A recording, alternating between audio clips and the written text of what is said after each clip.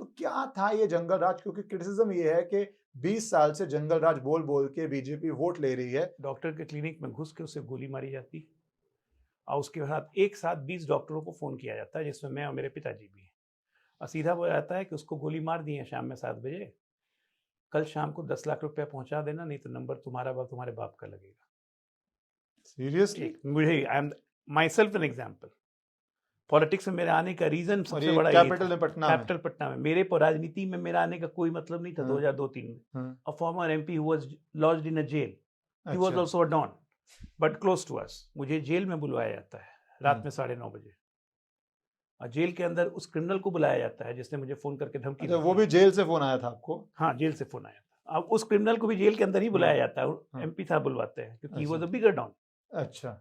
और उस क्रिमिनल को मेरे सामने बैठा के तबीयत से धुलाई की जाती है 15-20 मिनट तक। मुझे भी बोला जाता है कि मारना है तो मारो। हमने नहीं, मुझे नहीं मारना है। और उसके बाद से कान पकड़वाया जाता है कि दोबारा इधर फोन नहीं करोगे। तो गैंग्स ऑफ वासेपुर की मूवी टाइप लग रहा है। ये सोचिए, ये मेरे साथ हुआ है, किसी और के साथ नहीं। अच्छा। लालू जी कहते हैं मेरे पिताजी के सामने, ए गोपाल लोगों को सिक्योरिटी दो जी, उनको 2-3 को पुलिस वाला सब घूमेगा साथ में, सब फोन करते रहता है। 95 में उनकी ब्रांड न्यू कॉन्टेसा कार चोरी हो गई घर के बाहर से, and he lives in right in the heart of city. चोरी हो गई, अब खोजा जा रहा है। सीनियर एसपी किसी ने उनको बोला कि लालू जी को बोलिए, तब वो एक बार बोलेंगे तब मिल जाएगा। सीएम रेजिडेंस के अंदर गए तो देखिए गाड़ी वहां खड़ी है। तो बोले कि क्या बोले अब इनको? अरे वो ला के दे दिया था कि रखिए, नया गाड़ी आया है। हमको क्या पता आपका गाड़ी है। फिर उसको हम बोलते हैं देते, अच्छा उसको कुछ 25-50 हज़ार रुपया दे दीजिएगा, बेचारा मेहनत किया था गाड़ी चोरी करने। ये सीएम थे, इसको कहते हैं जंगल राज प्रॉपर, जहां किडनैप डॉक्टर की रैंसम नेगोशिएशन सीएम हाउस में होती है। ये थे जंगल राज। हम लोग कहते थे ससुराल। ससुराल used to be like Sadhu, Subhash, Rabri, Lalu. Lawlessness मतलब एक जिले के एसपी पे एक क्रिमिनल को, who was MP also, Shahabuddin, he died. Shahabuddin को पकड़ने नहीं, कुछ नोटिस देने गए थे जिले के एसपी साहब, suppose to be the most powerful person, SP है पूरे जिले का। एसपी के जिले पे गाड़ी पे AK-47 की फायरिंग करके उसको 10 किलोमीटर दौड़ा। आईएएस की वाइफ, दलित आईएएस, उसकी वाइफ को लालू यादव के एमएलए के बेटे ने 2 साल तक रेप करते रहे। 2 साल धमकी देके वो लोग आईएएस ऑफिसर की इन पटना। इस बार एक नया फैक्टर है प्रशांत किशोर। यार ओपिनियन पोल पीके ही करवाते थे। He is a master of that. नहीं, पर ये मैं तारीफ करता हूं पीके की कुछ चीजों में। देखिए 2 साल के अंदर उस आदमी ने सबसे कम पैसे में और सबसे कम समय में अपनी पार्टी का सिंबल और पार्टी का झंडा बिहार के हर गांव में पहुंचा दिया। गांव में 2 मोटरसाइकिल वालों को 2200 रुपए पे महीना दिया और कहा कि जन स्वराज का बस स्टिकर लगा लो अपनी बाइक के ऊपर। अच्छा। और हर गांव में ऑटो रिक्शा चलता है। हर गांव में 2 ऑटो रिक्शा, 3000 रुपया महीना। तो 3-3 6, एक गांव पे 10,000 का खर्च एक पंचायत में। 2 ऑटो वालों को पीछे जन स्वराज का स्टिकर लगा दो। ऑटो वालों को क्या दिक्कत है? इस तरह से बिहार के 7,500 पंचायत में at the cost of 10,000 rupees only, 7,500 into 10,000, 7 crore महीना एवरेज। 7 करोड़ 50 लाख रुपया महीना। ये कैंपेनिंग पिछले 2 साल से चली। क्या प्रशांत किशोर is the new Chirag Paswan experiment by BJP? इतना बड़ा पैसा, you know how much he charged? इतना बड़ा how much he charged? कैसे प्रशांत किशोर ला पा रहे हैं इतने संसाधन? कहां से? एक इंडिविजुअल व्यक्ति हैं, कोई कॉर्पोरेट बड़ा हाउस नहीं है, तो कहां से इतना पैसा पंपिंग कर पा रहे हैं? देखिए ऐसा है कि पैसे की कमी इनको नहीं है। क्यों नहीं? बीजेपी का पैसा है इसलिए कमी? नमस्कार, बिहार चुनाव शुरू होने वाला है। बहुत क्रूशल चुनाव है क्योंकि इसके अंदर अनप्रेसिडेंटेड चीजें हो रही हैं। राहुल गांधी इलेक्शन कमीशन को ही कटघरे में खड़ा कर रहे हैं। डेमोक्रेसी के प्रोसेस में कह रहे हैं वोट चोरी हो रही है। उसके लिए वो एक प्रॉपर यात्रा निकालते हैं। उस यात्रा का क्या इंपैक्ट है? उस यात्रा के दौरान पहली बार इस देश की हिस्ट्री में भारत के प्रधानमंत्री की माता जी को गालियां दी जाती हैं। उसके बाद कांग्रेस अपने ऑफिशियल हैंडल से एक मॉकिंग ट्वीट डालती है, तो जिसे कहते हैं डबल डाउन करना, एक तरह से उस पे करा जाता है। उसके बाद कुछ उस बिहार से बाहर भी चल रहा है, पर उसके आने से पहले वहां पे क्या तेजस्वी यादव का रोल होगा, क्या राहुल गांधी यात्रा का इंपैक्ट हुआ है, क्या प्रशांत किशोर एक नया फैक्टर जो बने हैं वो नॉइज हैं या जमीन पे सब्सटेंस हैं। नीतीश कुमार और बीजेपी की बहुत चैनल्स पे कहा जाता है लड़ाई चल रही है, गठबंधन नहीं हो पा रहा है, सीट शेयरिंग नहीं हो पा रही है, उसके पीछे सच्चाई क्या है, क्या सीट शेयरिंग हो पा रही है, क्या चिराग पासवान जो पिछली बारी एक डिफरेंट रोल में थे जिसमें एनडीए को फैक्चुअली काफी नुकसान हुआ, इस बारी वो साथ हैं और सीट शेयरिंग हो पाएगी। ये सारी बातें डिस्कस करने के लिए, साफ सीधे शब्दों में अपनी बात रखने के लिए फेमस डॉक्टर अजय आलोक जी हमारे साथ हैं। वो बीजेपी के नेशनल स्पोक्सपर्सन भी हैं, पर साथ ही साथ एक एनालिटिकल पॉलिटिकल ब्रेन है। तो हम कोशिश करेंगे कि उनके साथ जो एनालिटिकल पॉलिटिकल ब्रेन है उस पर ज्यादा फोकस करें कि बिहार में क्या क्या चल रहा है। Thank you Ajay ji for joining. Thank you. पर ये शुरुआत करने से पहले मैंने बोला एक फैक्टर और भी है, बधाई भी आप दीजिए, उनकी डॉटर अभी ही मेडिकल कॉलेज के अंदर एडमिशन हुआ है और वो वहां पे यूएस के अंदर से आ रहे हैं। तो मैं ये जानना चाहता हूं कि यूएस में बीच में भी H1B वीजा पे एक बहुत बड़ा क्राइसिस हो गया, एक काफी पैनिक भी क्रिएट हो गया था 24 घंटे के लिए कि एयरपोर्ट से सारे वापस रश कर रहे थे, क्योंकि इनिशियल स्टेटमेंट आई थी कि इसी साल से लग जाएगा और जो यूएस से बाहर हैं वापस आने पे उन पे लगेगा। तो वहां पे इंडियन कम्युनिटी का क्या हाल है, क्या पैनिक है और किस तरह चीजें वहां पे हैंडल हो रही हैं? नहीं, देखिए, इंडियन कम्युनिटी, मैंने तो इंटरेक्ट भी किया, और न्यू जर्सी जहाँ मैं गया था वहाँ पे ऑलमोस्ट सब्सटैंशियल नंबर में इंडियन कम्युनिटी है, और बहुत लोग ग्रीन कार्ड पे हैं, बहुत H1B पे हैं, बहुत सिटीजन हैं, बहुत ज़्यादा। I mean, if you compare the tri-state to tri-state, New Jersey has the largest number of Indian citizens who are American citizen now, and they voted for Trump, और they feel betrayed. टैरिफ वगैरह को लेके उन थोड़े निराश हैं Trump से, कि ये उनको उम्मीद नहीं थी कि ट्रंप इस तरह से भारत से व्यवहार करेंगे, लेकिन एट द सेम टाइम वो बहुत कॉन्फिडेंट भी हैं कि इंडिया को इससे कोई खास फर्क नहीं पड़ेगा। H1B लेटर दे क्लैरिफाइड कि ये नए लोगों के लिए होगा, पुराने जैसे एग्जिस्टिंग है वैसे ही रहेंगे। मुझे तो लगता है कि it's a blessing in disguise for India, क्योंकि हमारा ब्रेन ड्रेन कम होगा, और उनकी tech company they will be forced to invest in India. The reason being कि जितना टेक सेवी और जितने इंटेलिजेंट कोशेंट इंडिया में है, अनफॉर्चुनेटली अमेरिका में नहीं है। और इवन इन अमेरिकन यूनिवर्सिटीज जितने इंडियन स्टूडेंट्स परफॉर्म करते हैं, वैसे उनके अमेरिकन स्टूडेंट परफॉर्म नहीं कर पाते। और अमेरिका को अगर अमेरिका रहना है, ahead in everything, ahead in AI, ahead in semiconductors, ahead in chips, so they need techie brains. तो उस केस में ये कहीं ना कहीं लॉन्ग टर्म में अमेरिका को नुकसान करेगा और इंडिया को फायदा करेगा। पर आपको क्या लगता है कि इंडिया की जो सक्सेस है, इंडियन कम्युनिटी की जो सक्सेस है कि एक्सपैट या कोई भी जो नॉन अमेरिकन इमिग्रेशन कम्युनिटीज हैं उसमें it's the highest earner, maximum doctors, maximum IT professionals, तो वो सक्सेस वहां पे कहीं पॉलिटिकली अनपैलेटेबल हो गई है यूएस के अंदर एक काफी बड़ी बेस के लिए जो ट्रंप की बेस है? नहीं, मुझे नहीं लगता कि अनपैलेटेबल हुई है। The reason being, Indian community चाहे यूएस में रहे, चाहे यूके में रहे, ऑस्ट्रेलिया में रहे, फ्रांस में रहे, कहीं भी रहे, Indian community always contributes to the nation's growth, any nation they live. Or by nature, they are very peaceful community. Unlikely what we have seen the turmoil in France and Germany, जिस तरह से हो रहा है, तो Indian के साथ ये प्रॉब्लम नहीं है। और अमेरिकन ट्रम्प अपने क्वेस्ट में, मागा के क्वेस्ट में कि मेक अमेरिका ग्रेट अगेन, तो as a president he is also doing for his country. तो उनको लगता है कि भाई नौकरियां, एक जनरल नौकरी बाहर में नहीं जाके अमेरिकन को मिले। अगर उनके आप पॉइंट ऑफ व्यू से देखिए तो he is also doing good for his country. हाँ, वो उनको अपनी बेस के लिए करना है जो उनको लग रहा है। पर यूएस का मैं थोड़ा ही करना चाहता था। मैं आ रहा हूँ बिहार, जो हमारा इस समय सबकी आंखें उस पे हैं, क्योंकि राहुल गांधी ने डिसाइड किया कि मैं एक यात्रा निकालूंगा। उस स्टार्टिंग पॉइंट से करता हूँ, क्योंकि वो जनरली जाने नहीं जाते स्टेट इलेक्शन में 15-16 दिन बिहार में। पिछली बारी मेरा नहीं ख्याल इन्होंने इसका 1/3 भी टाइम बिहार में निकाला होगा। तो क्या अब यात्रा को काफी दिन भी हो गए हैं, उस यात्रा का जमीन पे आपको कुछ इम्पैक्ट क्या दिख रहा है? लोग किस तरह ले रहे हैं कि एक फ्रिवलस इशू रेज किया जा रहा है, या वोट चोरी आपको लगता है एक चुनौती बन गई है बीजेपी के लिए, जिसका जवाब बीजेपी को देना पड़ेगा? देखिए, डिरेल्ड आदमी की डिरेल्ड यात्रा से कोई फर्क नहीं पड़ता। किसी आदमी को, अगर सेल्फ ऑब्सेस्ड आदमी को एक बीमारी हो जाए जिसको कहते हैं OCN, ऑब्सेसिव कंपल्सिव न्यूरोसिस, तो उसको लगता है मैं जो कर रहा हूँ ठीक कर रहा हूँ और सब लोग यही करेंगे, और आप उसको समझा नहीं सकते। बिहार में चुनाव है, हमारे लिए तो ब्लेसिंग इन डिसगाइज है। वो वोट चोरी का मुद्दा उठा रहे हैं जिसको बिहारी मुद्दा मानता ही नहीं। अब वो किस क्लास को एड्रेस कर रहे हैं, ये सबसे इंपॉर्टेंट है, जो बिहार के लोग, पॉलिटिशियन लोग रियलाइज कर रहे हैं, और इसीलिए रिफ्ट शुरू हो रही है। राहुल गांधी की पहले यात्रा जो शुरू हुई थी वो एब्सोल्युटली मुसलमान जोड़ो यात्रा थी, इट वाज नॉट भारत जोड़ो यात्रा। और उसका उनको रिजल्ट भी मिला तेलंगाना इलेक्शंस में, बाकी के इलेक्शन में, लोकसभा इलेक्शन में उनको रिजल्ट मिला जब इस कंट्री के मुस्लिम साइक एक तरफा आप कहेंगे ड्रिफ्टिंग टुवर्ड्स द कांग्रेस हो रही है।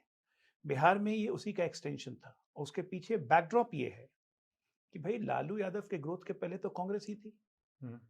मुस्लिम वोट भी पूरा कांग्रेस को जाता था, दलित का, ब्राह्मण का, सबका वोट जाता था। आज की तारीख में बिहार में Muslim population is close to 17 to 18%।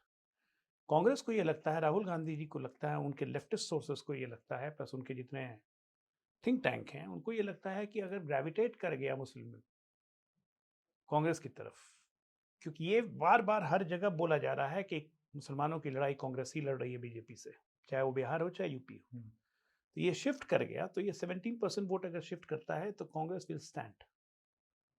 Rahul Gandhi ji के लिए कोई टारगेट नहीं है कि उनको बिहार इलेक्शन जीतना है, उनका फोकस 40 लोकसभा सीट 2029 पे है। और इसीलिए ये वोंट बी सरप्राइज कि लास्ट वो आते आते ये गठबंधन टूट जाए। इसी ये रीजन था कि जैसे ही यात्रा खत्म हुई उसके मात्र 5 दिन के बाद तेजस्वी यादव को ये रियलाइज हुआ कि कहीं मुस्लिम एन ब्लॉक उधर शिफ्ट हो गया तो हम तो कहीं के नहीं रह जाएंगे, they will be reduce to 8, 9, 11%, 12% maximum. तो उन्होंने फिर अपने 5 दिन की यात्रा निकाल दी, और इस यात्रा में the whole population is either Muslim और ईदर यादव। फिर आपको क्या लगता है कि तेजस्वी यादव ने जो यात्रा शुरू हुई तो राहुल गांधी के साथ चलते रहे, जो राहुल गांधी नॉन एंटिटी थे, मैं परफॉर्मेंस के बारे में बात कर रहा हूँ, पिछली बारी 90-70 सीटें लड़े थे, 19 सीटें आई थी, वर्स्ट स्ट्राइक रेट था किसी भी बड़ी पार्टी का। तो तेजस्वी यादव ने स्ट्रैटेजिक मिस्टेक करी जो सारा टाइम चलते रहे, और मैं इसलिए स्ट्रैटेजिक मिस्टेक कहता हूँ क्योंकि लास्ट में र्यूमर था कि एक बहुत विशाल रैली होगी, लाखों लोगों की रैली वो करेंगे, पर फिर बाद में वो रैली ऑर्गेनाइज नहीं की जाती, उसको अवॉइड कर दिया जाता है। तो क्या रीथिंक हुआ लास्ट स्टेज में आते आते कि हमें ये रैली नहीं करनी है, ये शक्ति प्रदर्शन या एनर्जी राहुल गांधी के पीछे नहीं लगानी है? क्या रीजन हुआ उसका? देखिए, 2 कहावत से इसको खत्म सम अप करूंगा। पहली है कि बड़ी देर कर दी मेहरबान आते आते, मतलब ये अकल आते आते बहुत लेट हो गया। दूसरा है माले महाराज का मिर्जा खेले होली। जितनी ऑर्गेनाइजेशनल स्ट्रेंथ आरजेडी के पास है और जितनी कास्ट डायनेमिक्स या रिलीजन डायनेमिक्स के कारण जो ताकत आरजेडी के पास थी, उसको इन्होंने प्लेटफॉर्म में सजा के कांग्रेस को दिया, और राहुल गांधी जी की स्टेपनी बन के तेजस्वी घूमते रहे। ये रियलाइज हुआ इनको जाके यात्रा खत्म होने के 2-3-4 दिन पहले से, he needed to prompt Rahul Gandhi कि आप ये मुद्दा बोलिए, ये मुद्दा बोलिए। वोट चोरी का मुद्दा तो है ही नहीं बिहार में। Bihar is so politically conscious state, आप वहाँ वोट चोरी का नहीं सोच सकते हैं। बूथ पे कोई लाइन लगा के वहाँ चैलेंज कर देता है वोट पे, तो उस पर लड़ाई हो जाती है। कोई दूसरे का वोट काट दे या उसका वोट नहीं पड़े, ये सब बहुत पॉलिटिकली अवेयर स्टेट है, बहुत पॉलिटिकली अवेयर स्टेट है, बहुत पॉलिटिकली अवेयर स्टेट है, और हर आदमी पॉलिटिशियन है। They don't like to discuss anything while sipping tea. कहीं भी आप चौक चौराहे पे खड़े हो जाइएगा तो आपको राजनीति की बात चलेगी, प्रधानमंत्री तक बन जाता है जिला मुख्यालय में। तो इसीलिए बिहार में पॉलिटिकल वोट चोरी, और जितने पॉलिटिकल स्ट्रीम के लोग हैं वो कहते हैं कि क्या पागल की तरह पॉलिटिकल वोट चोरी, वोट चोरी, वोट चोरी, कहाँ की वोट चोरी। जिस तरह से देश में ये मुद्दा नहीं चल रहा है, ये नैरेटिव बनाने की कोशिश की जा रही है ना। आप ये देखिए कि भाई वोट चोरी है, आपको इलेक्शन कमीशन जवाब दे दिया, और आप एक एफिडेविट नहीं दे रहे हैं इलेक्शन कमीशन को। अगर आप अपने क्लेम को सब्सटैंशिएट करना चाहते हैं, आप कोर्ट भी नहीं जा रहे हैं। अगर आपको न्याय नहीं मिल रहा है तो आप कहाँ जाएंगे? कोर्ट जाएंगे ना, आप कोर्ट भी नहीं जाते हैं। कर्नाटका में 2023 में केस हुआ, पूरी की पूरी इलेक्शन कमीशन ने फाइल उठा के सीआईडी को वहां पे हैंड ओवर कर दी। 23 से 25 तक आपको कुंभकर्ण की नींद में सोए हुए थे आप, अब 25 में आपको याद आया। 2 साल अगर आपकी सीआईडी नहीं जांच कर पाई और आपको यहाँ का election commission, Delhi election commission cooperate नहीं कर रहा था, तो कर्नाटका हाई कोर्ट नहीं है, आप क्यों नहीं गए? They don't want to go to court, they just want to create a narrative. एक हवा बना के अव्यवस्था फैलाओ, लोगों के दिमाग में बोलते बोलते बोलते बोलते ये डाल दो कि वोट चोरी हो रही है। वो अभी योगेंद्र यादव की एक क्लिप वायरल हो रही है कि बेसिक लड़ाई तो परसेप्शन की है, परसेप्शन बनाने की। जनता के अंदर ये परसेप्शन डालना है कि वोट चोरी हो रही है, ताकि जिसका नहीं भी चोरी हो रहा वो ये उसको लगे, perception उसको दिमाग में एक बैकड्रॉप में चला जाए कि शायद वोट चोरी हो रहा है, तो ये धीरे धीरे एक अनरेस्ट का माहौल बनता है, जिसको जेन जी से जोड़ा जा रहा है। क्योंकि मेरा नहीं ख्याल हिंदुस्तान में किसी ने आज तक ट्वीट किया है जेन जी को एड्रेस करते हुए। नेपाल की घटना होती है, उसके बाद राहुल गांधी के ट्वीट में जेन जी शब्द एक प्रोमिनेंट स्पेस लेता है। तो आपको क्या लग रहा है कि ये आज एक तरह से जनता को आप अग्रेसिव करके, भ्रम फैला के उस दिशा में जा रहे हैं कि हम ये कोई स्ट्रीट प्रोटेस्ट से पावर में देखिए ये आपका लैक ऑफ ग्रे मैटर जो है मिस्टर राहुल गांधी में, वो प्रूफ करता है ये चीज। क्योंकि जो भी नेपाल को फॉलो किया, वहां पे जेनजी अगर निकली बाहर, क्यों निकली, what was the reason? Nepotism, political nepotism first, और पॉलिटिकल पॉलिटिशियंस के किड्स जितने घूम रहे हैं और लैविशली रह रहे हैं, फर्स्ट रीजन वो था। Massive corruption and specially among politicians and absolutely lack of government coherence, ये तीन चीज थे। तो अगर इस तीन चीज पे वहां की जेनजी निकली है, तो ये तीन चीज अगर इंडिया में आप कैलकुलेट करेंगे तो इसके सबसे बड़े विक्टिम तो राहुल गांधी है। पॉलिटिकल नेपोटिज्म का अगर primary first example in this country is Rahul Gandhi himself. Corruption UPA का अगर जेनजी कंपेयर करता है, आज का generation Gen Z is also called as zoomers. Why they are called zoomers? क्योंकि वो हर चीज को जूम आउट करके देखते हैं। They are so well aware with all this modern social tool kit site, AI, ये वो, एवरीथिंग दे कंपेयर। 2004 से 14 UP was the most corrupt. मैं ये कह रहा हूं आपको कि ये जेनजी जरूर रोड पे निकलते अगर 14 से 24 यूपीए रह जाती तो। नेपाल से ज्यादा भयंकर उग्र आंदोलन यहाँ हिंदुस्तान में हो जाता है, क्योंकि तब तक एक लोग खोखला कर चुके होते हैं इस देश को। नहीं, एक आंदोलन हुआ ही, जो उसका रिजल्ट खैर कुछ भी हो, दिल्ली में तो बहुत अजीब सा रिजल्ट रहा जो आम आदमी पार्टी के आंदोलन में निकल गया। पर उससे पहले करप्शन के अगेंस्ट बहुत लोग निकले। आम आदमी पार्टी का आंदोलन वो एक खराब करप्शन, इंडिया अगेंस्ट करप्शन, यही बोल रहा हूँ। वो रिजल्ट खराब हुआ, केजरीवाल पावर में आगे, पावर का अब्यूज हुआ। पर यूथ जब चेंज करना चाह रहा था यूपी के टाइम पे, और देश में बीजेपी को फायदा हुआ, दिल्ली में एक पॉलिटिकल पार्टी को फायदा हुआ। वो जो यूथ के अंदर अग्रेशन है आपके बोलने से नहीं आएगा, अगर वो फील कर रहे हैं तो वो अपने आप आ जाता है। और आज की जेनजी को, और स्पेशली इंडियन जेनजी को, मुझे नहीं लगता है बताने की जरूरत है। The reason being they are well aware, they are very conscious of their identity. They have seen all this COVID pandemic. They have seen the recession. They have seen COVID. They have seen UPA. They have seen this 10 years of things. And they are very calculative and they are very optimistic. उनका जितना focus आज के date में अपने आप को आगे बढ़ाने में है, अब इकोनॉमिकली हो गया चाहे सोशली हो गया, and they are well aware of their identity कि हम कौन है। तो उस जेनजी को, इंडियन जेनजी को आप वर्ल्ड में किसी से कंपेयर नहीं कर सकते हैं। The reason being the success rate अगर आप डेमोग्राफिकली निकालेंगे, मतलब ऑल वो वर्ल्ड की डेमोग्राफी के हिसाब से इंडियन जेनजी का, तो Indian Gen Z is way ahead thinking में, बात करने में। जो नहीं देखा जेनजी में, उसमें जाता हूँ, क्योंकि जो देखा उसमें बहुत स्मार्ट हैं, पर जो नहीं देखा, नहीं देखे में मेरा कॉन्टेक्स्ट है कि अब लोग कहते हैं जब बीजेपी बात करती है जंगल राज की लालू प्रसाद यादव की, तो वो ओवरवेलमिंग लोगों ने नहीं देखा। 20 साल से लालू प्रसाद यादव पावर में नहीं है, 2005 से। ओवरवेलमिंग वोटर्स जो बिहार के नंबर हैं उनका, 2005 के बाद जो वोटर बने हैं, उन्होंने वो एक्सपीरियंस नहीं किया। तो क्या था ये जंगल राज? क्योंकि क्रिटिसिज्म ये है कि 20 साल से जंगल राज बोल बोल के बीजेपी वोट ले रही है, जबकि क्या वो इतना खराब था, क्या वो इतना खराब नहीं था। 35 ऑलमोस्ट 40 साल से नीचे, 35 से नीचे डेफिनेटली लोगों ने टीनेजर्स थे, तो उन्होंने तो ये एक्सपीरियंस ही नहीं किया। और जो 18, 22, 25 है, उन्होंने तो ये 10-10 साल बाद सुना है। तो क्या था, या बीजेपी एक पुराने मुद्दे को भुना रही है जिसकी कोई रेलेवेंस नहीं है? बिल्कुल पुराना मुद्दा नहीं था, बस ये फर्क बताता हूँ कि क्या था। अगर आप कुछ उदाहरण से बताएंगे। मैं अपना ही उदाहरण देता हूँ, बाकी उदाहरण बाद में दूंगा। सन 2002 पटना में शाम को 6:30 बजे डॉक्टर के क्लिनिक में घुस के उसे गोली मारी जाती, और उसके बाद एक साथ 20 डॉक्टरों को फोन किया जाता है, जिसमें मैं और मेरे पिताजी भी हैं। और सीधा बोला जाता है कि उसको गोली मार दी है शाम में 7 बजे, कल शाम को 10 लाख रुपया पहुंचा देना, नहीं तो नंबर तुम्हारे बाप का लगेगा। सीरियसली? मुझे, I am my self an example. Politics में मेरे आने का रीजन सबसे बड़ा कैपिटल पटना में। मेरे राजनीति में मेरा आने का कोई मतलब नहीं था 2002-03 में। वो पहला समय था, because then I went to a former MP who was lodged in a jail. He was also a don but close to us. मैं नाम नहीं लेना चाहता उनका, क्यों नाम, छोड़िए। I approached him, I said कि ऐसे ऐसे जेल से फोन किया था, ये वो। और दूसरा जंगल राज का एग्जाम्पल, मुझे जेल में बुलवाया जाता है रात में 9:30 बजे, और जेल के अंदर उस क्रिमिनल को बुलाया जाता है जिसने मुझे फोन करके धमकी अच्छा, दी वो थी। भी जेल से फोन आया था आपको? हाँ, जेल से फोन आया था। अब उस क्रिमिनल को भी जेल के अंदर ही बुलाया जाता है, हाँ। एमपी साहब बुलवाते हैं क्योंकि वो अच्छा। The bigger don. अच्छा। और उस क्रिमिनल को मेरे सामने बैठा के तबीयत से धुलाई की जाती है 15-20 मिनट तक। मुझे भी बोला जाता है कि मारना है तो मारो, हमने नहीं, मुझे नहीं मारना है। और उसके बाद से कान पकड़वाया जाता है कि दोबारा इधर फोन नहीं करोगे। तो गैंग्स ऑफ वासेपुर की मूवी अब टाइप आप लग ये रहा सोचिए, है। ये मेरे साथ हुआ है, हाँ, हाँ। किसी और के साथ नहीं। लालू जी को पता चलती है बात। अच्छा। लालू जी कहते हैं मेरे पिताजी के सामने, ए गोपाल लोगों को सिक्योरिटी दो जी, इनको 2-3 को पुलिस वाला सब घूमेगा साथ में, सब फोन करते रहता है। He is well aware of things. This was a cool attitude. जंगल राज इसको कहते हैं। Episode number 2, he is living right now and he is the grand old doctor of Bihar. Doctor S N Arya Padma Shri से सम्मानित हैं और बहुत रेस्पेक्टेड। Is 92-93 now. 95 में उनकी ब्रांड न्यू कॉन्टेसा कार चोरी हो गई घर के बाहर से, and he lives in right in the heart of city. चोरी हो गई, अब खोजा जा रहा है। सीनियर एसपी के पास गए, थाना में गए, सब जगह गए, सब रिपोर्ट ली कि 7 दिन गाड़ी नहीं मिल रही, गाड़ी का वेयर अबाउट ही नहीं पता चल रहा।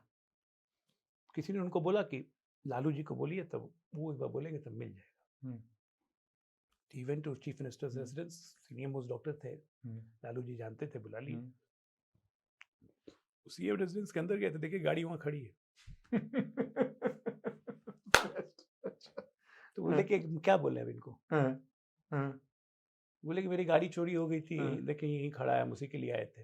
अरे ये वो ला के दे दिया था कि रखिए, नया गाड़ी आया है, हमको क्या पता आपका गाड़ी है। फिर उसको हम बोलते हैं देते, अच्छा उसको कुछ 25-50 हजार रुपया दे दीजिएगा, बेचारा मेहनत किया था गाड़ी चोरी करने। ये सीएम थे, इसको कहते हैं जंगल राज प्रॉपर। जहां किडनैप डॉक्टर की रैंसम नेगोशिएशन सीएम हाउस में होती है। ये थे जंगल राज। हम लोग कहते थे ससुराल।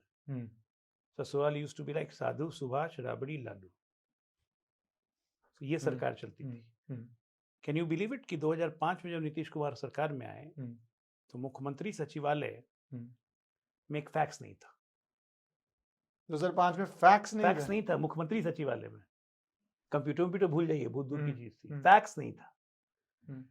8-8 महीने से मुख्यमंत्री सचिवालय खुलता नहीं था, सेक्रेटेरिएट कोई जाता नहीं था। सब चीज घर के अंदर, आग तापते रहिए, गर्मी में, ठंड में एसी में रहिए। सीएम हाउस में 24 घंटा जनरेटर। पटना में शहर में 5 घंटे बिजली रहती थी। इस आदमी को डेवलपमेंट के डी से मतलब नहीं था, सिर्फ कास्ट वॉर में कम से कम 15 जातीय नरसंहार हुआ था।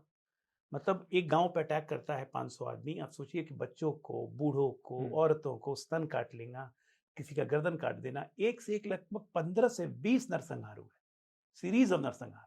ये था जंगल राज। जंगल राज कोई हम लोगों ने नाम नहीं दिया था, Patna high court said this is jungle Raj. Lawlessness, मतलब एक जिले के एसपी पे एक क्रिमिनल को, who was MP also, Shahabuddin, he died. Shahabuddin को पकड़ने नहीं, कुछ नोटिस देने गए थे जिले के एसपी साहब, suppose to be the most powerful person, SP है पूरे जिले का। एसपी के जिले पे गाड़ी पे AK-47 की फायरिंग करके उसको 10 किलोमीटर दौड़ा दिया। Superintendent of police. एक क्रिमिनल का डेड बॉडी का प्रोसेशन निकाल रहे थे, सारे क्रिमिनल उसमें घुसे हुए थे। एक डीएम साहब जिसको कोई मतलब नहीं, दूसरे जिले के डीएम, उनकी गाड़ी क्रॉस कर रही थी, उस जिले के डीएम की गाड़ी रोक के डीएम को वहीं पे गोली मार दिया, गाड़ी जला दिया। ये लॉलेसनेस ही तक, मतलब कुछ था ही नहीं। डीएम को जला दिया। द फेमस जी कृष्णैया हत्याकांड एकदम सुपर फेमस था। आईएएस की वाइफ, दलित आईएएस, उसकी वाइफ को लालू यादव के एमएलए के बेटे ने 2 साल तक रेप करते रहे। 2 साल धमकी देके वो लोग आईएएस ऑफिसर की इन पटना। मैंने तभी कहा कि ये चीजें जैसे अब दिल्ली में हैं तो इतनी नहीं जब सुनी होती, तो ये आईएएस ऑफिसर की वाइफ को 2 साल तक कैप्टिव रख के रेप करते रहा, और कुछ नहीं। लगातार इनके मिनिस्टर्स की, इनके सालों की इन्वॉल्वमेंट सामने आती थी, दबा दिया जाता था। अटल बिहारी वाजपेयी प्रधानमंत्री थे, एक किसले किडनैपिंग केस हुआ था। एक 6 साल के बच्चे को किडनैप कर लिया गया था। उसके बच्चे के फादर बहुत बड़े इंडस्ट्रियलिस्ट, उनका बिजनेस था झारखंड में, वेस्ट बंगाल में, एंड ही वाज लाइक, होंगे 500-600 करोड़ के आदमी होंगे, तो उनके नाती को किडनैप किया किसले को। बिहार पुलिस लगी, वेस्ट बंगाल पुलिस, झारखंड पुलिस लगी हुई है। अटल बिहारी वाजपेयी की रैली थी पटना में गांधी मैदान से prime minister of a country giving a call, मेरे किसले को लौटा दो। बिहार जहां से निकल के आया है, लोग ये जेनजी की आप बात कर रहे हैं, कल्पना नहीं कर सकते हैं। 6 बजे के बाद घर से बाहर मत निकलो, कोई अपने बच्चों को निकलने नहीं देता था।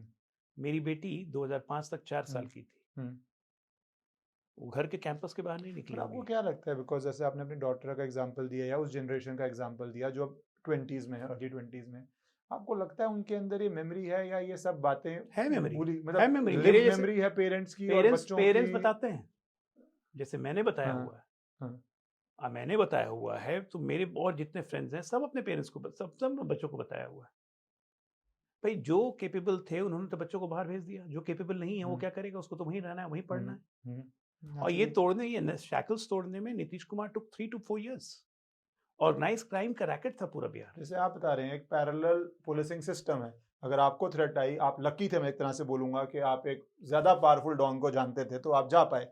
जो व्यक्ति नहीं जा पाया, ना कुछ नहीं कर पाएगा वो, जो क्वालिफाइड ना हो, डॉक्टर ना हो, उसके सर्कल ना हो। लोगों ने रैंसम दिया, डॉक्टर्स ने रैंसम दिया। जो डॉक्टर रैंसम नहीं दिए वो बिहार छोड़ के गए।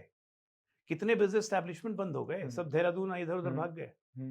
एक दो नहीं है, मतलब ये हर शहर में कम से कम 50 लोग थे ऐसे। आपने कभी ईएमआई तो सुना होगा आप, ईएमआई हम लोग सबको ही देते हैं, रैंसम पे ईएमआई सुना था? ये भी सिस्टम था बिहार में, रैंसम पे ईएमआई चलती थी। अब कोई टीचर को किडनैप किया, तो बोला 50,000 दो, टीचर बोला आपको 8-10 महीना से सैलरी नहीं मिला, हम कहाँ से देंगे, तो ठीक है गोली मार दो इसको। कहा क्या 4,000 रुपया है अभी ले लीजिए, तो ठीक है 4-4 हजार करके 12 महीना दे देना या 14 महीना दे देना। रैंसम पे ईएमआई चलती थी। पिक्चर जो अपहरण बनी थी आप देखिए उसमें, that is a clear cut depiction कि बिहार में क्या था सिचुएशन। इससे एक क्वेश्चन उठता है कि जब इतनी बुरी हालत हो गई थी तो ये रिपीट टर्म कैसे आया? एक रिपीट टर्म नहीं आए, 95 में आया, 95 में अकेले जनता दल को पहली बार मेजोरिटी मिली। 97 में लालू जी ने जनता दल तोड़ दिया, आरजेडी बनाई। 2000 के इलेक्शन में एब्सोल्यूट मेजोरिटी नहीं आई, इनको कांग्रेस का सपोर्ट चाहिए था। कांग्रेस चाहती तो उस वक्त बिहार का भला कर सकती थी। 23 एमएलए कांग्रेस को उस वक्त भी जीत के आए थे 2000 में। अच्छा, 23 के 23 मंत्री बन गए, सपोर्ट कर दिया। 23 के 23। बिहार की बर्बादी के पीछे सिर्फ लालू नहीं है, कांग्रेस इज इक्वली रिस्पॉन्सिबल, क्योंकि लालू जी के पहले तो कांग्रेस कहीं राज था। They are equally responsible. आप ये सोचो कि दंगा हो रहा है, दंगा में मुख्यमंत्री जाके कह रहा है, दंगाइयों की पीठ ठोक रहा है, उसको बगल में बैठ के उसके साथ फोटो खिंचा रहा है। एवरीथिंग वाज देयर फॉर कि मुझे पावर में रहना है। जातियों का जैसे आप बता रहे हैं संघर्ष करवा रहे हैं, संघर्ष करा दीजिए आप, लड़ाइयां करवा, डेवलपमेंट आपको करना नहीं है, स्कूल कॉलेज से कोई मतलब नहीं है, ग्रेजुएशन करने में 6 साल लग रहा है, 7 साल लग रहा है, कोई मतलब नहीं है आपको। बेसिक प्राइमरी एजुकेशन की जगह आप चरवाहा विद्यालय खुलवाते जा रहे हो। और वो पहला एग्जाम्पल है जहाँ पे सिटिंग हाउसवाइफ को आपने सीएम बना दिया, साइन नहीं करने आता था। पहला एग्जाम्पल है, साइन नहीं करना आता, आप सिटिंग हाउसवाइफ है, क्या एक्सपीरियंस है, क्या पॉलिटिकल स्ट्रगल है, तो आपने एकदम से बनवा दिया। पर ये जो इतना भयानक काल था उसमें क्या जो तेजस्वी यादव के समर्थक हैं वो कहते हैं अब ये नई जनरेशन पॉलिटिक्स नहीं, this is new, this is ये बाप का जो पाप है वो मेरे सर मत मलो। क्योंकि मैं इस पे क्यों आना चाहता हूँ, क्योंकि 2020 में क्या फैक्टर्स रहे कि वो बहुत सत्ता के करीब थे, थोड़ा सा इधर उधर होता, वोट शेयर में बहुत हल्का सा गैप रह गया था, तो क्या जनता ये भूल चुकी है और कह रही है कि नहीं एक यूथ है, नया नेता है, तो इसके ऊपर बाप का बैगेज मत डालिए और चांस दीजिए? आपको 2015 में जब नीतीश कुमार आरजेडी के साथ गवर्नमेंट बनाई उन्होंने, 1.5 साल ये सरकार चली, 1.5 साल के अंदर फिर से चरित्र समझ में आ गया सबको कि ये नहीं बदलने वाले हैं। लालू यादव ने और तेजस्वी यादव फोन कर करके एसपी को बोलने लगे थे कि ये थानेदार रखो, ये रखो, सीओ को फोन करके, एसडीओ को फोन करके इसका म्यूटेशन कर दो, उसका ये कर दो, तो इसीलिए नीतीश कुमार ने गठबंधन तोड़ा। 2020 में जब चुनाव हो रहा था उसका सबसे मेन फैक्टर ये था कि बीजेपी, जेडीयू और पूरी एनडीए एक यूनाइटेड कोalition नहीं रह पाई, और चिराग पासवान ने 55 सीट पे अपने कैंडिडेट उतार दिए और चिराग पासवान ने उन कैंडिडेट्स को उतार दिया जिनको बीजेपी ने टिकट नहीं दिया था। और कहीं ना कहीं अंडर द ग्राउंड मैसेज चला गया कि जहां भी जेडीयू के कैंडिडेट हैं वहां पे चिराग को वोट दे दो, क्योंकि चिराग अंडरग्राउंड मैसेज था। कई लोग कहते हैं ये बीजेपी की एक स्ट्रैटेजिक मूव थी टू, जैसे महाराष्ट्र में कि अगर बीजेपी बहुत ज्यादा आगे होती तो बीजेपी का सीएम बन पाता। किसी भी पार्टी की एक नेचुरल एस्पिरेशन, और बीजेपी की तो ये बहुत ऑब्वियस एस्पिरेशन है कि हमारे पार्टी का सीएम बने। तो ये काफी बारी, और नीतीश कुमार जी के जो समर्थक हैं उस समय कहते थे कि ये Chirag Paswan was a targeted attack at Nitish Kumar to reduce his seats so that BJP का चीफ मिनिस्टर बन पाए। तो फिर बीजेपी का चीफ मिनिस्टर क्यों नहीं बना? 2020 में BJP was 74, JDU was 44।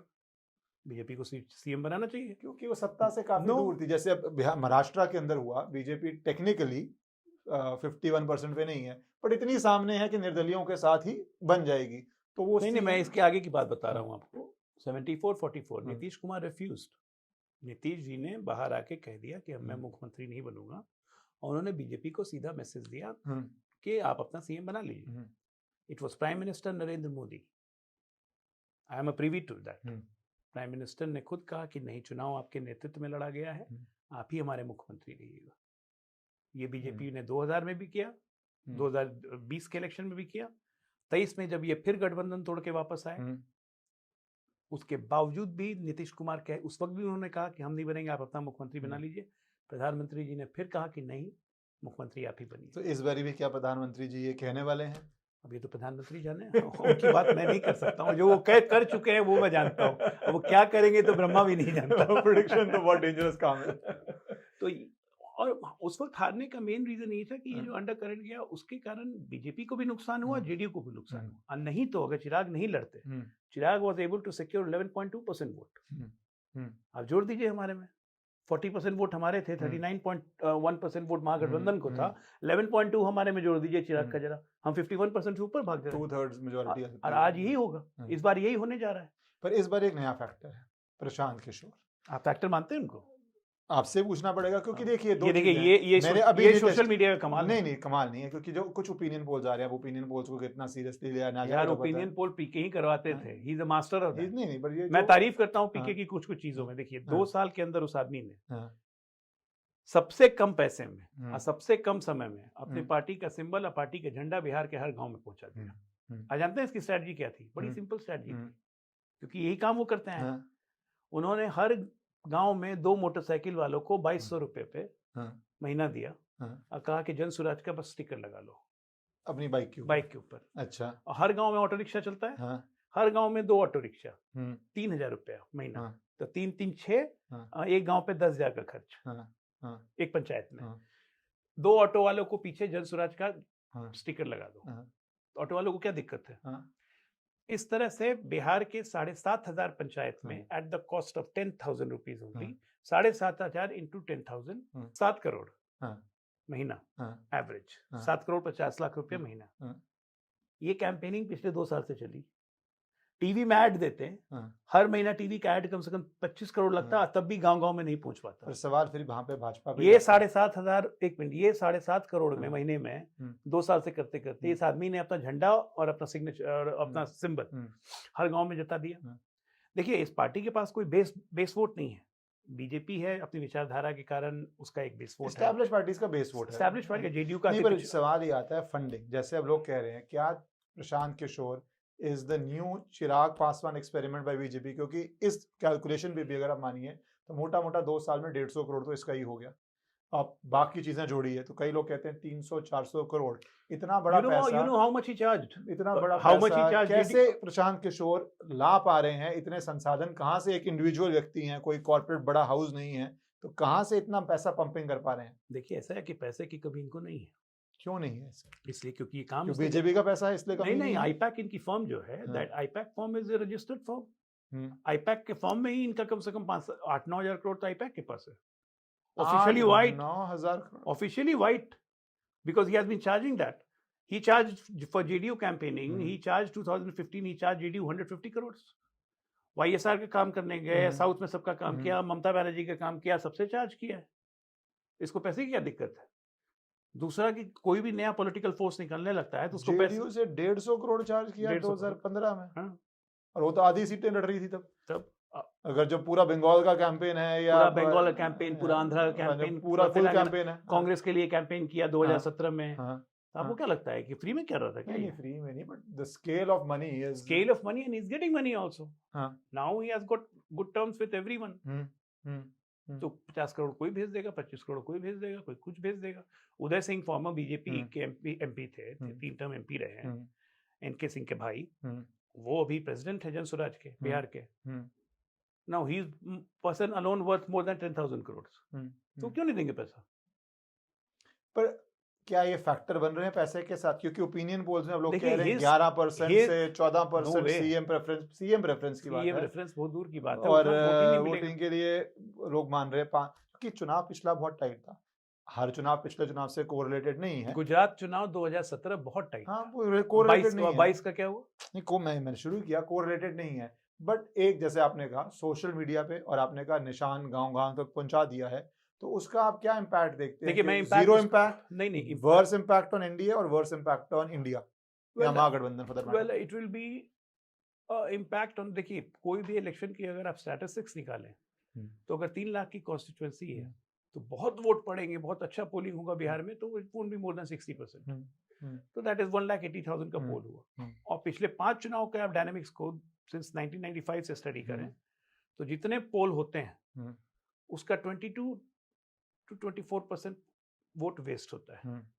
So that means कि 180 का अगर पोलिंग हुआ तो 40,000 वोट आपका वेस्ट आप अदर्स मान रहे हैं? मतलब वेस्ट, थोड़ा इधर गया, थोड़ा उधर गया। अब उस वेस्ट वोट में हम सबसे सिग्निफिकेंट वोट किसको पकड़ते हैं? जो सबसे बड़ा चंक हुआ। जैसे पिछले इलेक्शन में बिहार में प्लूरल्स पार्टी एक खड़ी हुई थी मशरूम की तरह, उसने ऑलमोस्ट 30-40 कॉन्स्टिट्यूएंसीज में किसी में 15,000, किसी में 20,000, किसी में 11,000, किसी में 6,000, इस तरह से वोट ले लिए। तो हम लोग उस पर कॉन्सेंट्रेट करते हैं कि इसको इतना वोट आ गया। प्रशांत किशोर की बहुत सिंपल स्ट्रैटेजी है इस बार। वो जानते हैं कि पार्टी को बेस वोट नहीं है हमारा। ही इज टारगेटिंग इंडिविजुअल्स, जैसे जिसको बीजेपी से टिकट नहीं मिला, but he is a very strong contender in his place. Top 2 candidates हैं जिसको नहीं मिला जरा सा। He is going candidate specific. RJD के कैंडिडेट हैं, जेडीयू के कैंडिडेट हैं जिनको टिकट नहीं मिला। वैसे कैंडिडेट जन स्वराज टारगेट कर रही है जो अपने दम पे 10,000 12,000 वोट ले आए। उसी में 2-3 बहुत मजबूत कैंडिडेट भी होंगे जो अपने दम पे जीत सकते हैं, जो निर्दलीय भी जीतते हैं, वो घुसेंगे। और उनका टारगेट है कि 243 विधानसभा में अगर हमारे 100 कैंडिडेट भी अगर 10,000 वोट ले आए तो हम एक रजिस्टर्ड पार्टी बन जाएंगे बिहार में। तो he is fighting this election only to establish his party कि 5 से 6% वोट आ गया, मेरी पार्टी रजिस्टर्ड हो जाएगी। सो जब आप इलेक्शन में उतरे हैं तो प्रशांत किशोर ये जानते हैं बहुत अच्छे से कि I have to go long term. हाँ, पॉलिटिक्स लॉन्ग टर्म है। He have to go long term. So he is तो ट्राइंग आप टू मान फिल रहे द हैं वॉइड। उनका रियलिस्टिक टारगेट उनके दिमाग में हवाबाजी छोड़ के ये है कि मैं रजिस्टर्ड पार्टी का नॉर्म्स पूरे कर पाऊं। हाँ, कि मैं गेम में पहला टारगेट ये है। हाँ, मैं गेम में आ जाऊं। पहला टारगेट ये, उसमें बोनस हो जाएगा। अगर 2-3-4 विधायक जीत गया तो जीत गया, बोनस हो गया वो। तो आप अगर एक एनालिस्ट की तरह माने तो उनका सक्सेस और लॉस पैरामीटर ये है कि क्या वो रजिस्टर्ड पार्टी बन पाते हैं? नहीं। सीट 2 आए, 1 आए, 0 आए, आप उनको उससे ऊपर रेलेवेंट प्लेयर नहीं देखते। पर अगर इस 4-5% में भी मुझे नहीं लगता, जितना मर्जी लोग शोर मचा रहे हैं, कि इस बारी मुस्लिम वोट स्प्लिट होगा। जो ओवैसी फैक्टर पिछली बारी था या प्रशांत किशोर इस बारी कर रहे हैं, मुझे नहीं लगता, मेरी फीलिंग है कि ये कोई ज्यादा स्प्लिट होगा। पर क्या आपको लगता है जो 20 साल से नीतीश कुमार की सरकार रही है, थोड़ा एस्पिरेशनल वोट जो बीजेपी को मिलता है, जो जंगल राज से समझता है या तेजस्वी यादव में वो फ्यूचर नहीं देखता है, वो कुछ एस्पिरेशनल वोट, क्योंकि एस्पिरेशनल वोट यूजुअली बीजेपी का वोट रहा है, गुड गवर्नेंस वाला वोट यूजुअली बीजेपी का वोट रहा है।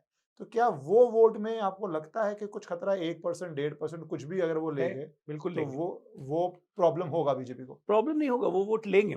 वो लेंगे, ऐसा नहीं है कि नहीं लेंगे।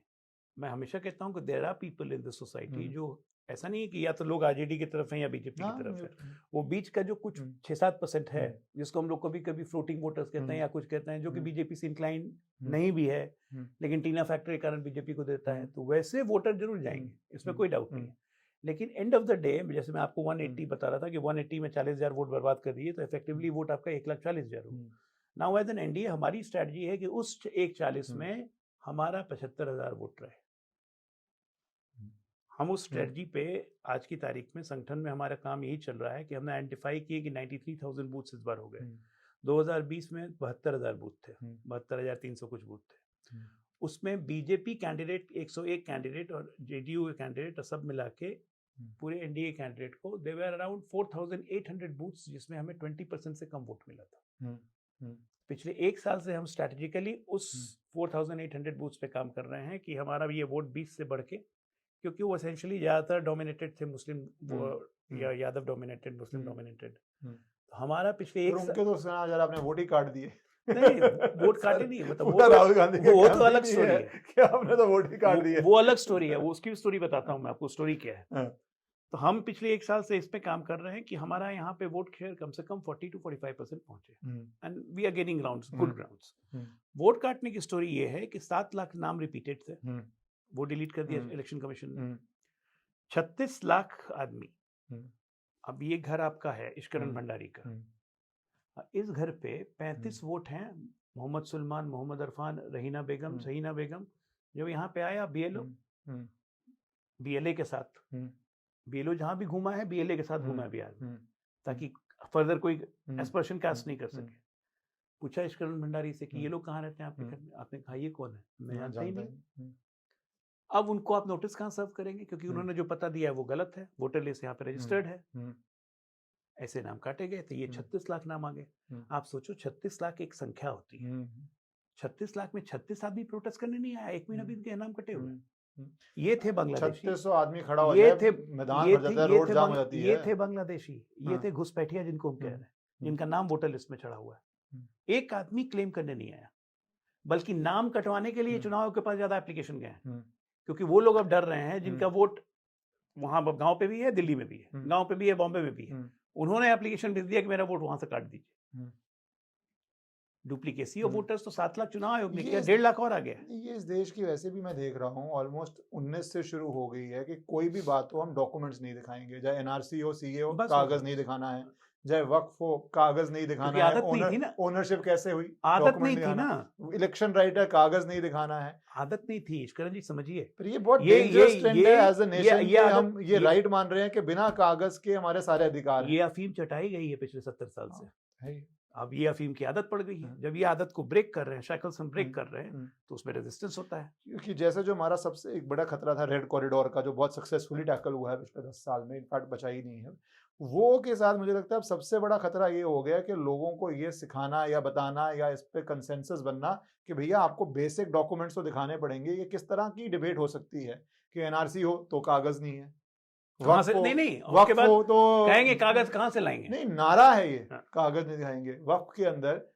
मिस्टर ओवैसी की स्टेटमेंट ये थी कि यूपी के अंदर 90% या 80% तो वक्फ बाय यूजर है, तो कागज है ही नहीं है, तो वहां पे भी कागज। उन्होंने कहा कि लाल किले के कागज कहां से लाओगे, ये तो मुगलों ने बनाया था। अरे तो मुगलों ने बनाया था तो उसके बाद अंग्रेजों ने क्लेम कर लिया, फिर मुगलों को कहां रह गया? प्रॉपर्टी की चेन है, जिसकी भी गवर्नेंस रही हो, चेन तो है ही है ना। ये होता है कि जब आप एक कम्युनिटी को अपीजमेंट करते चले जाइए तो उनको लगता है कि उनका अनसेड क्लेम हो गया है, इसमें कोई शक नहीं है। ये अनसेड क्लेम अब टूट रहा है और ये टूटेगा।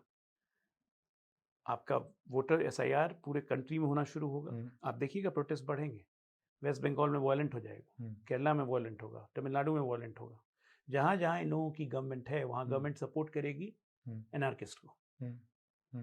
ये कंट्री में एक ट्रांजिशन फेज से कंट्री गुजर रहा है, और इस ट्रांजिशन फेज में जितने भी रेजिस्टेंस आए, पॉलिटिकल विल रिक्वायर्ड है, जो कि नरेंद्र मोदी के पास है, हमारे प्राइम मिनिस्टर साहब के पास।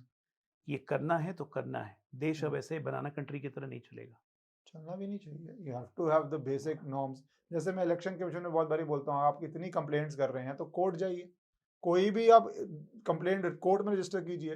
पुलिस के पास पावर है, अगर इलेक्शन कमीशन कंट्रीब्यूट नहीं कर रही, police knows how to summon evidence. Yes, police में इसमें क्या कोई अधिकारी इम्यून थोड़ी ना कि एविडेंस अगर पुलिस बुला रही है ऑनगोइंग जांच में, वो कह सकता है मैं एविडेंस नहीं दूंगा। चीफ इलेक्शन कमिश्नर और बाकी 2 इलेक्शन कमीशन को छोड़ के हर आदमी पुलिस को आंसरेबल है। उसके अंदर भी इंटरप्रिटेशन होगी कि वो ऑफिशियल ड्यूटी का पार्ट है जो इलेक्शन कमिश्नर कर रहा है या नहीं कर रहा है, क्योंकि कोर्ट में जो इम्यूनिटीज होती हैं वो अगर आपकी ऑफिशियल ड्यूटी के अंदर आता है, corruption is not a part of your official duty. तो वो में भी अभी तो जो भी है वो कोई केस आया नहीं ऐसा, बहुत इंटरप्रिटेशन है कोर्ट की कि is it a part of your, अब मर्डर कर देंगे तो कोई इम्यूनिटी नहीं है। Is it a part of your official duty? Corruption या कुछ भी इलीगल काम is not a part of your official duty. तो उस पर भी जजमेंट्स है, पर खैर वो अभी तो विषय है ही नहीं है।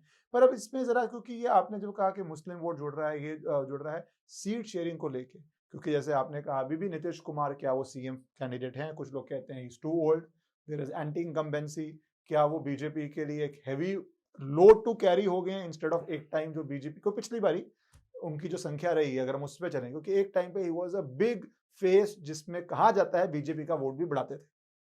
अमित शाह जी की बहुत फेमस स्टेटमेंट है कि बिहार में एक तरह से सिंपल चीज है, दो तीन में से दो बड़े दल जिस तरफ हो जाएं एडवांटेज है। पर क्या वो अब ट्रू रहा है, या नीतीश कुमार जी अब एक बीजेपी के लिए एक डिफिकल्ट लोड टू कैरी हो रहे हैं?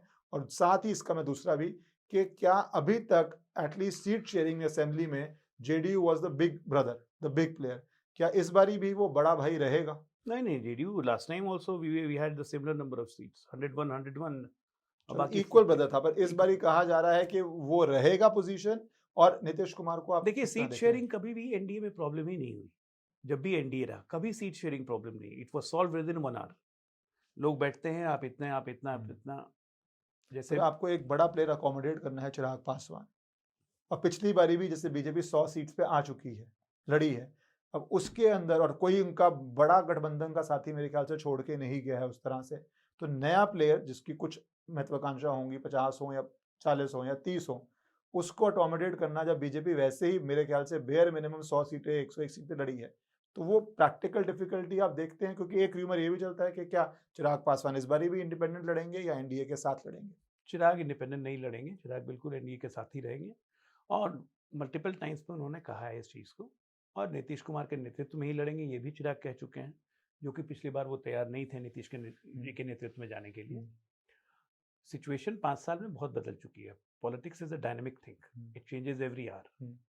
आज की तारीख में एक म्यूचुअल सहमति है आपस में कि नवरात्रा के बाद लोग बैठेंगे और सीट शेयरिंग भी तय हो जाएगी, कौन सी सीट पे कौन लड़ेगा। और इस बार तो इतना है कि जॉइंट सिटिंग ऑफ एनडीए होगा even for candidate selection. People are so serious कि मतलब जेडीयू किस कैंडिडेट को दे रही है, ये बीजेपी भी रिव्यू करेगी, बीजेपी किसको दे रही है कैंडिडेट, ये जेडीयू भी रिव्यू करेगी। जेडीयू नहीं, चिराग भी करेंगे, मांझी भी करेंगे, उपेंद्र भी करेंगे, ताकि कैंडिडेट हमारा सुपर सॉलिड हो। पिछले 1 साल से हम लोग एनडीए कन्वेंशन कर रहे हैं, 6 महीने से हर जिले में, और मैसिव क्राउड आ रहा है और कार्यकर्ता एक दूसरे से मिल रहे हैं, there is a cohesion at ground. आप कैन यू बिलीव इट, हमारे 93,000 बूथ पे, हमारे हर बूथ पे 10 यूथ फिक्स हो गए with the mobile number, with Aadhaar number, और at a click of a button we are able to circulate the message in Bihar at a click of a button. देखिए BJP organisational तौर पे बहुत organise party है, strength है, core strength है, और हमारे साथ हमारे एलाइज भी जब जुड़ते हैं तो सबकी ताकत बढ़ गई है। Seat sharing is not going to be an issue at all. ये पॉलिटिकल स्टेटमेंट है या रियलिस्टिक स्टेटमेंट है? ये रियलिस्टिक स्टेटमेंट, क्योंकि डिफिकल्टीज तो हैं। अब मैं आपको एक और बताता हूँ, 131 है एनडीए में, भाई जिसके जितने सिटिंग है उतने तो रहेंगे ना, तो मिनिमम रहेंगे, वो तो रहेंगे। बच कितने गए? 112, 243 की असेंबली है, तो 112 बट्टे में कितना देर लगेगा? 112 मिनट भी नहीं लगने। लड़ाई तो 5 गांव पे हो जाती है। 112 बट्टे में 15 मिनट भी नहीं लगेगा। नहीं, पर ये देखिए जैसे, क्योंकि इसमें क्या है कि पक्ष ये है कि जिसके 45 है वो कहेगा पिछली बारी मुझे तो हरवाया गया, तो मेरे भी ज्यादा होते। नहीं, तो इतना सिंपल नहीं लग रहा। वो डायनेमिक्स अलग अलग होती है। अभी 2015 में बीजेपी जेडीयू के खिलाफ लड़ रही थी, तो आरजेडी जेडीयू कांग्रेस 101, 101, 41, 243 ऐसे बढ़ गए थे। लेकिन इनके गठबंधन, एनडीए के गठबंधन में चिराग गॉट 55 सीट्स, तो वो तो नहीं मिलेगा ना, संभव ही नहीं होता। चिराग गॉट 55, मांझी गॉट 25, ये बीजेपी ने दिया था। तो आपका कोलिशन किस तरह का है, समय कौन सा है, डोमिनेंट पार्टनर कितने हैं, उस कोलिशन की क्या कन्वर्जन स्ट्रेंथ है, आपको पता है कि मुझे 20 भी मिल रही है पर मैं 15 जीत सकता हूँ, दैट इज बेटर देन। सब कोई दूसरा की दिल बड़ा है लोगों का, people are ready to sacrifice. अरे बीजेपी तो हमेशा सैक्रिफाइस करते आई है। 2019 में महाराष्ट्र में बहुत सारे गठबंधन 2019 उल्टा भी होगा इसमें। शिंदे जी से पूछना पड़ेगा, वो इशू नहीं है। ऐसा मुझे लगता है कि बहुत आराम से अमिकेबली फर्स्ट वीक ऑफ अक्टूबर तक में सब हो जाएगा। पर यही प्रॉब्लम महागठबंधन में भी है प्रैक्टिकली स्पीकिंग, क्योंकि पिछली बारी के बाद दोनों में बहुत अंतर है। देखिए महागठबंधन में कोई नेता नहीं, आरजेडी अपने आप को बिग ब्रदर समझता है, राहुल गांधी को नेता नहीं मानता है यहाँ बिहार में। एनडीए में नेता एक है, सब जानते हैं कि हमारे नेता नरेंद्र मोदी है, कोई भी दल हो वो कहता है कि नरेंद्र मोदी जी के नेतृत्व में, तो ये बहुत बड़ा फर्क है। लीडरशिप का है, पर जो ही प्रॉब्लम महागठबंधन के अंदर भी कहा जा रहा है सिमिलर है कि पिछली बारी 70 ओवर मिल गई थी कांग्रेस को, ऐसा माना गया, पर इस यात्रा के बाद अब कांग्रेस कहा जा रहा है कि एडजस्ट करने को बहुत रेडी नहीं है, कि उसको लग रहा है भरपूर समर्थन उसको आया है। कांग्रेस कहीं अकेले लड़ गई तब फिर तो चुनाव ही खत्म हो जाएगा, पर वो लड़ेगी नहीं, मुझे नहीं लगता, इतना ओवर एस्टिमेट अपने आप को। आरजेडी कहीं अकेले लड़ गई तब कर चुकी है आरजेडी 2009 में 2010 में लालू जी ने डंप कर दिया था, कांग्रेस को 4 से ज्यादा नहीं देंगे, फिर कांग्रेस को अकेले लड़ने के लिए तो लालू जी ने हाँ लड़ो अकेले। 2009 का पार्लियामेंट्री इलेक्शन 10 में फिर आरजेडी कांग्रेस एलजेपी सब मिलके लड़ी, तब भी हम एनडीए 206 था। तो डायनेमिक्स अलग अलग बदलते हैं और हर चुनाव का डायनेमिक सेम नहीं रहता है।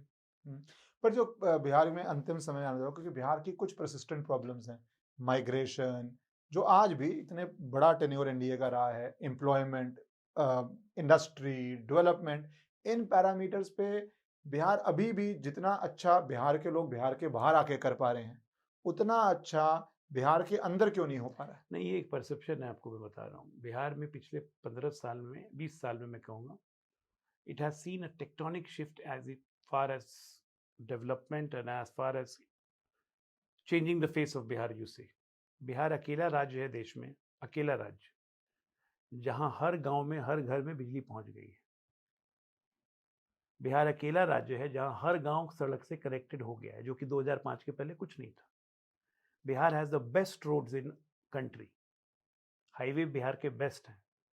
आपका अर्बनाइजेशन बिहार का सोचिए 9% था जब हम लोगों ने लिया था, आज 9% से बढ़ के 17% अर्बनाइजेशन हो गया है और ये बढ़ते ही जा रहा है। Land rates are highest in Bihar compare to the whole country, highest. कहाँ land rate? Land rate highest, it's more than most part of Delhi. I am telling you, आप पटना में आओ, पटना में आपको 1361 स्क्वायर फीट को हम लोग इकट्ठा कहते हैं वहाँ, वो आपको बिहार में कहीं भी like places like defence colony आपका एरिया ले लीजिए, तो यहाँ पे भी आपको 1361 square feet land there will cost you 7 to 8 crore. District headquarters में करोड़ के नीचे कुछ नहीं है। बिहार में डेवलपमेंट, सेकेंडली पलायन बिहार में नहीं, आप नहीं कहते हैं। आज की तारीख में बिहार से 45 लाख आदमी काम कर रहे हैं गल्फ कंट्रीज में। Bihar is the largest producer of petro dollars for the country for the last 50 years। इसको आप पलायन कैसे कहेंगे? क्योंकि मुस्लिम यूथ उठता है, वो Dubai, Qatar, Oman, Saudi, 45 lakh है टोटल आबादी बिहार से सिर्फ। दैट्स नॉट पलायन। पलायन घट गया है ऑफिशियल फिगर में, 3.5 करोड़ से घट के आज की तारीख में। द रीजन मीन कि मनरेगा इतना अच्छा से बिहार में ऑपरेट हो रहा है, वहां पे मिनिमम लेबर गारंटी फिक्स कर दी गई है। पंजाब से लेबर भाग गए थे कोरोना के बाद, आप याद कीजिए, आंध्रा तेलंगाना ने फ्लाइट टिकट दे दे के बस एयर कंडीशन बस भेज के बुलवा रहे थे, कहे कि नहीं अब नहीं जाएंगे, हम यहीं काम करेंगे, क्योंकि काम मिलने लगा ना गाँव में।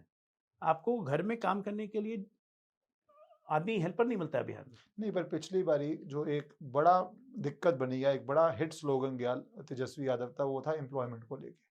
तो एम्प्लॉयमेंट क्राइसिस, और अभी भी प्रशांत किशोर का पूरा जो प्लैंक है वो यही है कि माइग्रेशन हो रही है, एम्प्लॉयमेंट नहीं हो रही है, उनका तो काफी कम है। उस पे क्या आपको लगता है ज्यादा काम नहीं होना चाहिए था? देखिए, एम्प्लॉयमेंट क्राइसिस आप 2 तरीके से इवैल्यूएट करते हैं। सबको सरकारी नौकरी आप नहीं दे सकते। सरकारी तो वो हमारे देश की एक माइंडसेट भी चेंज हमारे होना देश चाहिए। की माइंडसेट है कि हम लोग एम्प्लॉयमेंट को हम लोग सीधे सरकारी नौकरी से जोड़ते हैं, सेकंड फिर जोड़ते हैं प्राइवेट सेक्टर में नौकरी। कोई अब इस चीज को जोड़ता ही नहीं है कि सेल्फ एंटरप्रेन्योरशिप क्या होती है। बिहार गवर्नमेंट, आपको पता है, मैं कि आपको एक स्कीम बताता हूँ। ये स्कीम 2016 में नीतीश कुमार ने लॉन्च की थी कि दलित को और अति पिछड़ा बच्चों को कोई भी व्यवसाय शुरू करने के लिए, और महिला को 10 लाख रुपए का लोन देंगे without any collateral security, without guarantee. सरकार गारंटी लेगी। 10 लाख में 5 लाख रिफंड नहीं करना है। अब 5 लाख पे ब्याज लगेगा मात्र 3%। अच्छा। और बैंक को बाकी ब्याज गवर्नमेंट देगी। आज उसके चक्कर में हमारे दलितों ने, बिहार के दलित में एक फिगर बता दे रहा हूँ, 73 लाख SC कम्युनिटी ने इस लोन का अवेल किया है, और उससे कुछ ना कुछ काम ही कर रहे हैं। देखिए पॉलिटिकल नैरेटिव जब बनता है ना अनएम्प्लॉयमेंट का, तो वो एक भीड़ का शोर चलता है, और भीड़ का शोर जब चलता है तो वो मीडिया, सोशल मीडिया, न्यूज़पेपर, ये वो, तो एक माइंडसेट के हो हल्ला हो गया। अनएम्प्लॉयमेंट, नौकरी, दवाई, पढ़ाई, सिंचाई, यही तेजस्वी बोलता था ना। अरे खुद नहीं पढ़ पाया, 9वीं फेल रह गए, माता पिता दोनों मुख्यमंत्री, अब वो आप पढ़ाई बात लिखाई वही दवाई बड़ी है कि ऐसे बैकग्राउंड से आप नहीं पढ़ पाए, ऐसे बैकग्राउंड से आप नहीं पढ़ पाए, जबकि आपके पास सारी सुविधा थी, आप खेल भी नहीं पाए। लालू यादव पार्लियामेंट में बोल रहे थे, हम देखे हमारा बेटवा पानी का बोतल लेके दौड़ जा रहा, उसको खेले भी नहीं किया। तुम क्रिकेट नहीं खेल पाए, तुम ये नहीं कर पाए, as an administrator you are a failure, at a disaster. How you going to, आपका विजन क्या है, आप बिहार को बढ़ाओगे क्या? विजन की बात ही मैं अपने लास्ट पे आना चाहता हूँ सवाल पे। अभी स्कीम आ रही है जैसे महिलाओं को पैसा दिया जाएगा, आपको क्या लगता है, नॉट ओनली फॉर बिहार, ये हर स्टेट में हो रहा है, हर स्टेट में बेनिफिट भी मिला है रूलिंग पार्टी को, अलग अलग रूलिंग पार्टीज को, क्या ये एज अ पर्सन या एज अ पॉलिटिशियन ये सस्टेनेबल मॉडल है जो हम इतना वेलफेयरिज्म की तरफ जा रहे हैं? एंड बिहार पे जो इसका फाइनेंशियल बर्डन है, या महाराष्ट्र पे डाटा आया जो फाइनेंशियल बर्डन क्रिएट हुआ है, और झारखंड में भी चला है, तो दोनों पार्टीज कर रही हैं, क्या ये रेस टू बॉटम बनी जा रहा है? और इसका चुनाव पे अब कुछ लोग मान रहे हैं कि इसका डिसाइसिव असर होगा चुनाव पे, जब ये हिट करेगा अकाउंट्स पे। वैसे ही बीजेपी, एनडीए, नीतीश कुमार का फीमेल वोट स्ट्रांग है, एक लीड है, उसके बाद रियल टाइम एक बेनिफिट मिल रहा है, वो पॉलिटिकल बेनिफिट तो होगा, प्रिज्यूमेबल है, कितना बड़ा होगा वी विल सी, बट क्या ये इकोनॉमिकली सस्टेनेबल है? और या देश हमारा बहुत डिफिकल्ट टाइम से जा रहा है, क्योंकि एक टाइम पे एक नैरेटिव की कोशिश की गई थी रेवड़ियां नहीं बांटी जाएंगी, अब इसको आप रेवड़ी, आप अच्छा वर्ड यूज कर लेंगे, पर एक तरह से हम जा तो उसी दिशा में रहे हैं जो देश की इकोनॉमी के लिए डेंजरस है। देखिए इसमें दो मॉडल है। बिहार 2005 में हमने इनहेरिट किया, 23,000 करोड़ का बजट था, आज 3,27,000 करोड़ का बजट है। इस 3,27,000 करोड़ में सेल्फ एक्यूरल जो है बिहार का, वो लगभग 68,000 करोड़ हो गया है, मतलब Bihar is gaining revenue of 68,000 crore. Bihar is a consumer state, consumer state होने के कारण हमें जीएसटी का जो बेनिफिट मिलता है स्टेट से, सेंटर से, वो लगभग ऑलमोस्ट 1.25 लाख करोड़ का मिलता है। ये हमारा अपना है, मतलब हम, ये हमारा शेयर है। तो 2 लाख, 2.25 लाख करोड़ हम खाली इस दो रेवेन्यू से जनरेट कर रहे हैं। उसके अलावा जो परपोर्टेड रेवेन्यू होता है वो लगभग 80-90 हजार करोड़ का है। ये जो स्कीम हम लोगों ने डिसाइड की, ये किसको दिया गया है? ये सब महिलाओं को नहीं दिए गए। नीतीश कुमार 2005 आने के बाद फीमेल वुमेन एम्पावरमेंट के लिए उन्होंने सेल्फ हेल्पिंग ग्रुप्स बनाए। ये 2005 से बढ़ते बढ़ते 2022 में ये 10 लाख क्रॉस कर गया। 10 लाख, एक ग्रुप में 7 से 8 महिलाएं। ये सेल्फ हेल्पिंग ग्रुप क्या पैरामीटर्स हैं इसके, क्या जैसे सेल्फ हेल्पिंग, थोड़ा डिटेल बताएं? हाँ मैं बताता हूँ। जैसे मान लीजिए एक 7 महिला का ग्रुप है, वो मधुबनी जिला में। अच्छा, तो वो मधुबनी पेंटिंग बना रही है, कोई मधुबनी साड़ी की साड़ी पे फ्रेम कर रही है, वो राज्य सरकार खरीदती है, उनको रेवेन्यू देती है और आगे बेचती है। अच्छा, उसी तरह से कोई महिला बर्तन बना रही है। ऐसे ऐसे अलग अलग छोटा लघु कुटीर उद्योग 8-8, 7-7 महिला का ग्रुप बना हुआ है। ऐसे ऐसे 10 लाख ग्रुप है। तो टोटल कैपेसिटी इन महिलाओं की जो ऑलरेडी बिहार गवर्नमेंट में रजिस्टर्ड है, जो बिहार गवर्नमेंट के साथ बिजनेस कर रही है, जिनका अपना इकोनॉमिक एम्पावरमेंट हो रहा है, उन महिलाओं को ही 75 लाख महिलाएं हैं, तो उन्हीं को हमने 10-10 हजार रुपया इंसेंटिवाइज किया है कि आप अपना स्केल बिजनेस का बढ़ाओ। ये क्यों नहीं करेंगे? हम वेलफेयर स्टेट हैं। और दूसरी बात, ये पैसा का बजटिंग हमने ऑलरेडी फरवरी में ही कर ली थी। ये पैसे अलॉटेड है ऑलरेडी, ये हम नया पैसा घोषणा नहीं कर रहे हैं, we are transferring the money. वो तो करना ही रूलिंग पार्टी से। अब हम पूरी महिलाओं को बिहार में ट्रांसफर करते हैं। बिहार की आबादी आज के डेट में 13.5 करोड़ है। जेंडर रेशियो नीतीश जी के आने के बाद सुधर चुका है। नाउ ऑलमोस्ट 51 महिलाओं पे 49 पुरुष है। 6.5 करोड़ के करीब आपको लोगों को 6.5 करोड़ को देना पड़ता। हम 6.5 करोड़ को नहीं दे रहे हैं, हम उन ग्रुप की महिलाओं को दे रहे हैं जो ऑलरेडी स्टेट गवर्नमेंट के साथ एसोसिएटेड हैं, और उनको स्ट्रेंथन किया जा रहा है ताकि वो अपना स्केल ऑफ बिजनेस बढ़ा सके। फिर इससे फिर नेक्स्ट क्वेश्चन आता है, क्या पॉलिटिकल बैकलैश का भी डर है? क्योंकि सिर्फ 75 लाख को मिलेगा और आप बोल रहे हैं रफली 5 करोड़ को नहीं मिलेगा, तो क्या ये भी रिस्क रन होता है कि नहीं? ये रिस्क नहीं रन होता, ये इंसेंटिवाइज है बाकी महिलाओं के लिए।